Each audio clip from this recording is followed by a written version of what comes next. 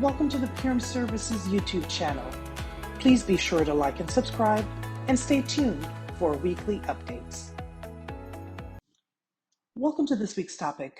This week, we'll discuss how the best leaders build resilience. We'll talk about ways that leaders focus on developing resilience and ensure that they're role modeling that resilience for their team to promote overall well-being within their teams and for the organization as a whole. We all know that everyone experiences setbacks, challenges, and other challenging situations that affect overall well-being. We also know that when those challenges and setbacks come up, that they spill over into and affect the workplace. We also know that building on resilience has to do with how individuals respond to setbacks and how they respond to challenges. Leaders are positioned in a way to be able to role model for their peers and for their teams the ways to overcome setbacks, the ways to overcome different things that affect overall well-being, and build their own resilience, but teach others how to do the same. I'll talk about 3 ways that the best leaders role model building resilience. 1, they build stamina, and they do this by prioritizing their overall well-being. 2, they are adaptable. They know how to adapt to change and to be flexible and focus on having a growth mindset when navigating any challenges or any setbacks. 3, they prioritize balance. They ensure that they understand what's most important and they do a very good job of balancing between their personal and professional lives while always maintaining the focus on prioritizing their overall well-being. So let's take them one at a time. The best leaders build stamina, and they do this in a way to ensure that their overall mental health and their overall physical well-being is prioritized.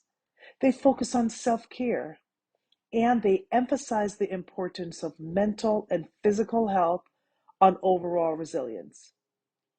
They also focus on having a positive outlook and ensuring that this is spilling over into how they lead their teams. So if we're breaking this down and we're talking about a positive outlook does not mean smiling through the storm. A positive outlook means focusing on what can be controlled. So while things are falling apart, while things are difficult, while things seem sometimes impossible, what can be controlled? A leader focuses on what they can control and where are the bright spots in the situations that they are facing. They also do a good job of ensuring that they're influencing positivity among their team, meaning they're communicating the right things, they're asking for feedback, and they're ensuring that they're acknowledging what's difficult and looking for the opportunities that point to positivity, looking for the opportunities that point to things getting better, and helping the team recognize ways in which they can influence the overall outcome. They also recognize and acknowledge where things are not great. They talk them through. They ensure that they're highlighting, acknowledging, and recognizing the difficult situations that exist, and they make space for their team to absorb that. They also ensure that once the quote-unquote storm has passed, that they acknowledge the difficulty that it took to get through that, do a check-in with their team, and ensure that their team is whole. And if there are any opportunities for their team to get to a better place, they're making space for that to take place. One example is as it relates to overall reduction in force in certain organizations. Now, when a reduction in force is announced, there is anxiety. And even the individuals who are not affected do have a way that they deal with that. So while an individual's name might not be on the quote unquote list and they are quote unquote protected, there is still anxiety that goes into thinking about, wow, my company or my team did a layoff and it affected my best friend. It affected my manager. It affected a portion of my team. What does that mean for me? So even those individuals who are not thinking about the additional workload that could potentially come once the overall team is reduced, they could also be focused on what are some of the things that I need to do differently to ensure that I don't end up on a future list, and how can I know more about these situations to ensure that I can better prepare. A leader understanding how an employee is feeling in that situation might do a few things. One, communicate as soon as they have the information. Two, communicate as much as they know.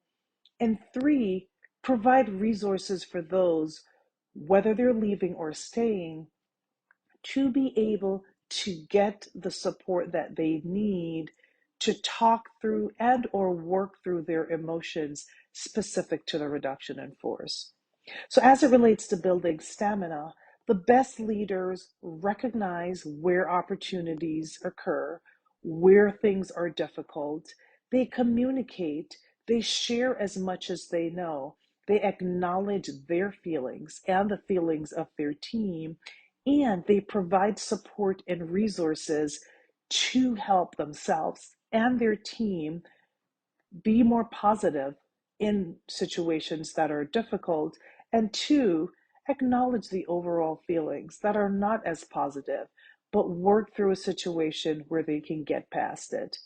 And when they do get past it, connecting with the team to make sure that everyone has taken the time to get the support that they need if they need it, and also that there is open communication at all time, and that the team trusts and understand that the leader shares what they have when they have it. Now, that's only related to a reduction in force. There are many other highs and lows in organizations that could result in situations like these, but a leader who is building stamina, who's focusing on ways in which they can take care of and prioritize their self-care, role model that for employees, be open and honest about how difficult times in the organization affect them, but also talk through some of the strategies they have employed for themselves to overcome these difficult times. They will influence the overall team in building resilience and building stamina while they themselves are doing the same. The other ways that the best leaders build stamina, build resistance, and are overall role models for well being are by being adaptable. The best leaders recognize that change and uncertainty is certain.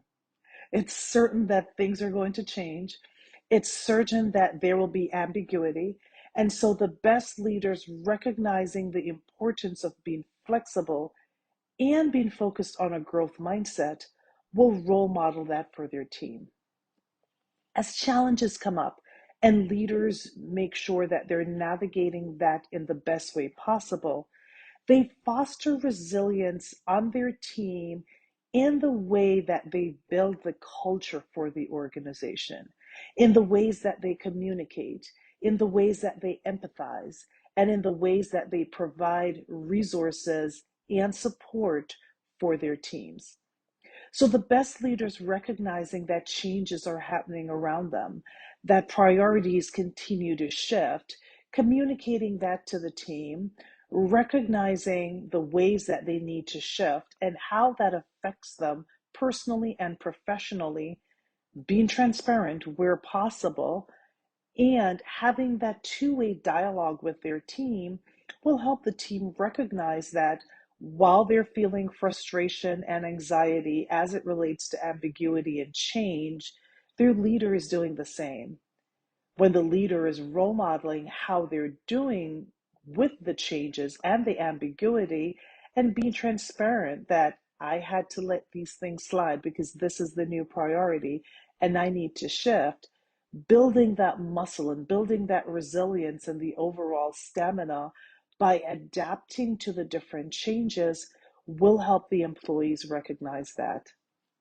I saw this firsthand during the pandemic. I saw this firsthand during the 2 week shutdown that turned into the very long shutdown. While I was working with my team on adapting to working from home, adapting to all these changes, shifting from onboarding employees and motivating employees to providing resources for COVID-19 tests, providing resources for understanding social distancing and understanding mental health resources for individuals who are not used to not having human connection on a regular basis. While I was working with my family to understand what these changes meant, from a distance, I was also working with my team and my extended team, by extension, the organization as a whole, sharing information as I learned it, sharing information on individuals from my church that I learned that became sick, individuals from extended groups that I learned that were finding different ways to manage mental health. So during this period of time, I was building a new muscle. I was adapting to the change. I was adapting to communicating very important information to my leadership team and my direct team from a distance, while also learning how to keep myself and my family healthy. I did this in a way that was transparent. And I shared information. I shared resources for the organization as a whole. I shared information for the team. I shared local information for those who lived in my neighborhood. And I ensured that I was transparent in sharing that I am adapting to these changes. This is how I'm doing so, and recommending different ways for those that are looking to me for support in how they could manage this challenging time.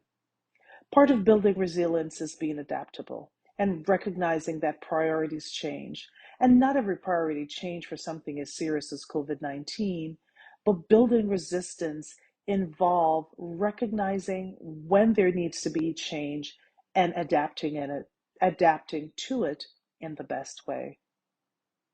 The third way is balancing. On a regular basis, the best leaders balance. It's a juggling act. They ensure that they're highlighting the importance of balancing between personal and professional and drawing a line when it's necessary. The best leaders demonstrate how to navigate challenging times. They ensure that they're maintaining focus first on their overall well-being. They know that taking care of themselves mean they're better able to take care of others. And so they prioritize the importance of having that clear boundary and balance in between how to take care of themselves and how to take care of their team. So a leader might share in a meeting, in one-on-ones, that they schedule their physical every year in the month of their birth as a birthday present to themselves. That could in turn inspire others who have not done a physical in a long time to schedule their physical, whether it's in their birth month or not, putting that out there and making sure that employees recognize that this is a leader who is driving business initiatives, but also prioritizing their overall well-being. That will inspire others to do the same. Also, leaders who demonstrate that at the end of every month, they treat themselves to a massage. They recognize that they carry stress in their shoulders, and so they schedule a massage at the end of every month. Not everyone thinks of a massage as a luxury. Not everyone can afford a massage every month. However, a leader highlighting that taking care of their stress is important to them will inspire others to do the same in a way that fits within their lifestyle and their budget. At the end of the day, understanding how to balance work and life is important. It's even more important now in the way we work.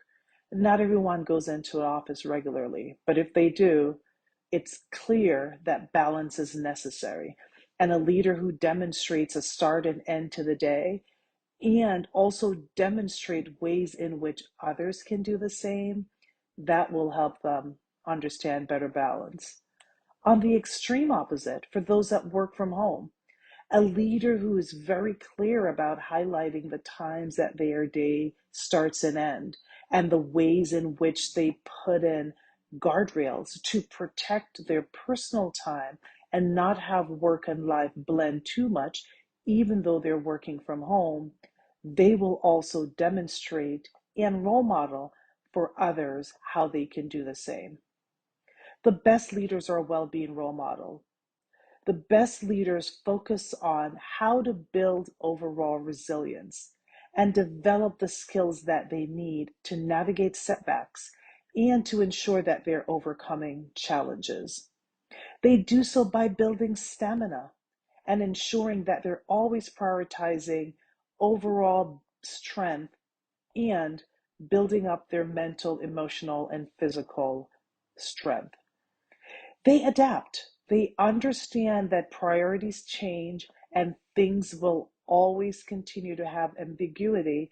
And they showcase the ways in which it's important to be flexible and focus on growth mindset while role modeling the same for their team. They also understand that life is a balancing act and they balance and set boundaries between their personal and their professional lives. Thank you for listening to this week's topic, and I look forward to connecting with you again on the next leadership topic.